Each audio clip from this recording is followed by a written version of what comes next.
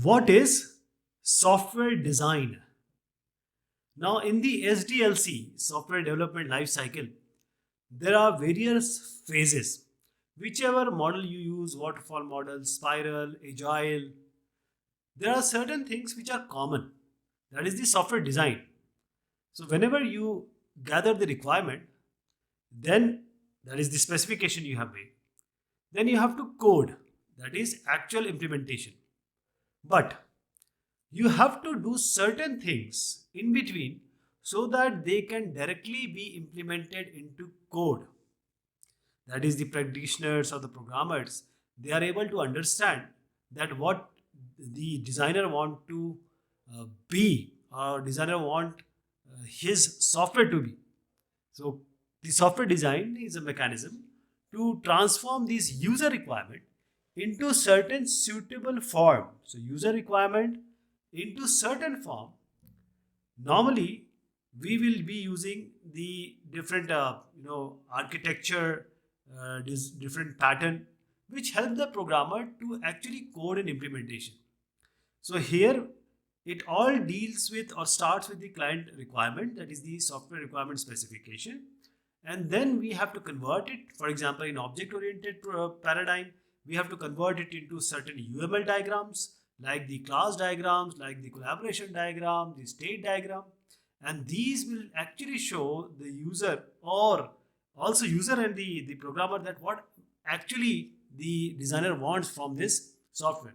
So design phase of software development, it deals with transforming the customer requirement in certain form, as I said, just UML or other types, so that it can be implemented finally in a programming language. The programming language can be C, C++, Java, or C Sharp, any of these. Okay, now the requirement has come. So we have around 50 requirements. Now, with these requirements, now we will try to understand the whole system. That is, first we'll try to know the user interfacing, and then the component, and finally the design or detail of those component. So first thing comes is the user interface or user interaction, because now, at previously the user were not having options. Now user have options.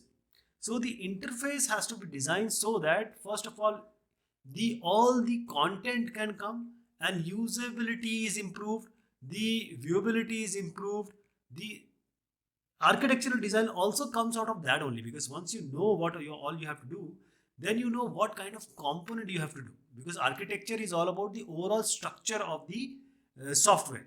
So architecture is all about components. You can call it as the combination of classes, or you can say the collaboration between them, the interfacing between them.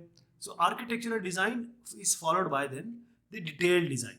Once you have decided these are the components, these are the subsystems, now what will be the data structure, what will be the algorithm. So going into the deep, going into the detail, this detailed design is done. Normally, you will hear those words like low level design, high level design. Generally, people make high level design, then the low level design. So you can call high level design as equivalent to the architectural design, because here the detail is not given.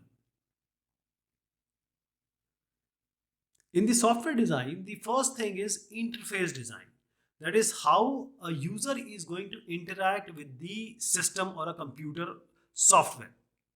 So as I said, first we make the high level design, then the low level design.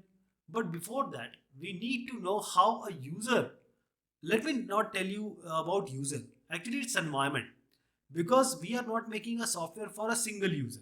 It's there are certain subsystems which will be using your software. There are mobiles, or there are mobile systems, there are radios, there are different parties to that system. So let us call it as a whole as the environment. So interface design is the specification of the interaction between your system. Why I'm calling system? Because it can be a combination of hardware and software, and its environment. Environment means those agents like you who are going to interact. So this phase, interface design, proceeds at a high level abstraction. So as I'm saying, system can be interacted by a user, an individual, a human being, also with certain functions from other subsystems, that are the part of the whole system. So as I'm saying, the phase of high level abstraction, the inner working of the system is completely ignored, at especially at the interface design. We just think that our software or the system is a black box. Our attention is basically how the target system what we are making will be interacted by the user, other devices which are connected with your software, and other system or subsystem that are going to interact with your software or system. So the design problem statement produced during the problem analysis step should identify who are the people, who are the other systems, who are the devices who are going to interact with your system, and they are collectively called as agents. Agents. So you might have heard about use cases. In use cases, we do the same thing. That is how a user or a machine or a subsystem is going to interact, what actions they are going to take is all about this interfacing design. So that creates a use case scenario how it will be used. So we call all of the people, system and devices as one name, that is agent. Basically they are the part of the environment. So the system is going to work in the environment, and these people, these subsystems, these different devices are going to interact, and we are calling them as the agent. So interface design should have certain things. First thing is precise description of events in the environment or messages from the agents to which the system must respond. How we want the system to behave when we give a message or an event. How other system want the system to respond. So precise description of the events or messages that the system must produce, and the specification of the data. What is the format of the data coming in, coming out? It may be in different form, it may be in byte stream, it may be in bit stream, it may be in some hex number. So what are the way you are going to give the input, and what is the form of output you want? And then specification of the ordering and the timing relationship between incoming events or messages and outgoing events or the outputs. For example, if you want to compute the average, for that you have to compute sum first, addition, then you will divide it by the number of elements. So this is the ordering, this is the timing relationship. What will happen when all the different kind of actions that will be taken, and what time, what order it will take. So for that, as I said, we make certain swim lane diagrams in UML. We make certain state diagrams just for that. So this is an idea of how for example, people are using Qt nowadays a lot. So that is only for the UI and UX, because ultimately you are using the C++ compiler or Visual C++ compiler to code it. But the basic thing is how it is seen, how user will see it. Now coming to the architectural design, architecture is the overall structure of the software. So software architecture is the overall architecture. When you want to make your house, there has to be an architecture, there has to be some model. So architecture design is the specification of the major component of a system. I'm talking about the major component. That is, we have to devise that, okay, this is the networking part, this is the database part, this is the web part. So these are major components. What are their responsibilities? What are their properties? What are their interfaces? That is the input and output point.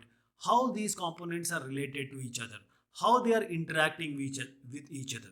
So not only devising the components, but also the responsibilities, properties, interfacing, and the relationship and the interaction between them. This is the part of your architectural design.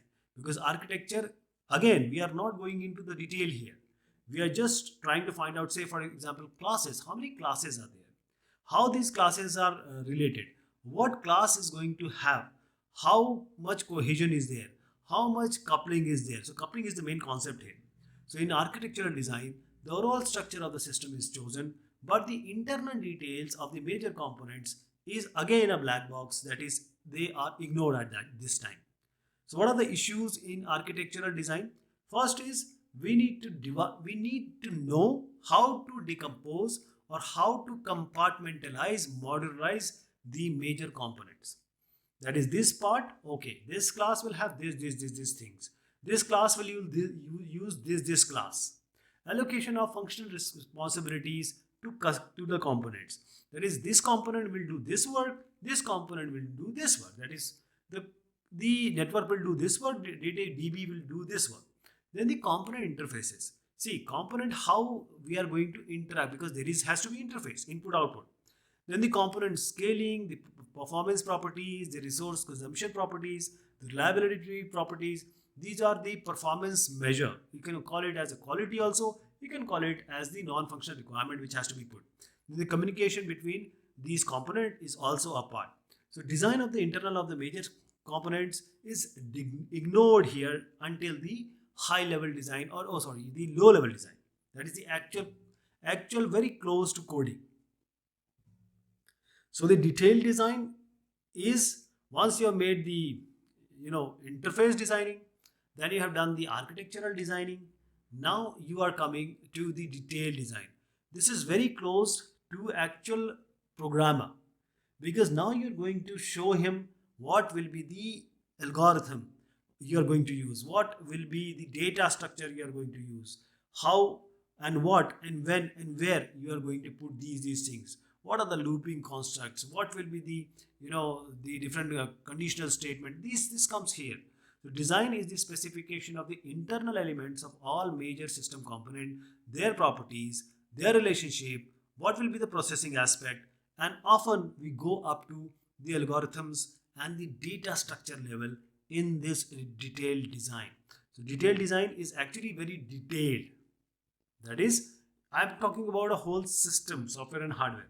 So the detailed design, what it should include, that is, now you are dividing or decomposing your major system components into actual program units. You can call them as functions also, or in the terms of classes, actual classes, actual class data, actual class member functions, and the allocation of the functional responsibilities to these units. For example, a simple class, you know what it is going to do.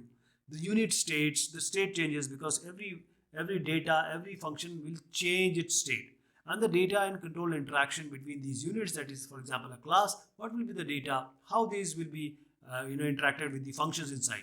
Then the data packaging, implementation. This also includes the issues of scope and visibility of the program element. That is, you have to give what protected, what private, or all that. And see, you have given a class. Now, what will be the interaction between these class?